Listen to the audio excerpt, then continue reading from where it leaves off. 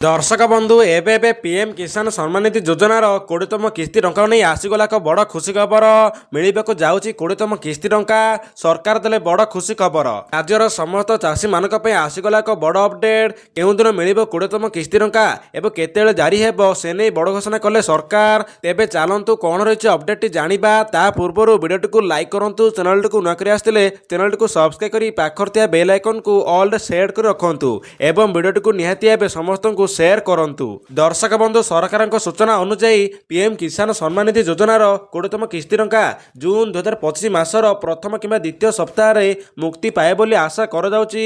तो प्रथम सप्ताह तो चलीगलानी ताहले आपण मानकु द्वितीय सप्ताह किस्ती टंका मिलिबो किंतु सरकार ए पर्यंत सठिक तारीख घोषणा करि नाहांती। जदि 19तम किस्ती को देखिबा ताहले फेब्रुआरी 24 2025 रे मुक्ति पाइतिला एउथिरे 9.8 कोटी चाषी लाभ उठाइतिले। तो दर्शक बंधु आज आरंभ होला द्वितीय सप्ताह। दर्शक बंधु सरकार कहवा अनुसार आपण मानकु 20तम किस्ती टंका जून मासर द्वितीय सप्ताह मिलिबो।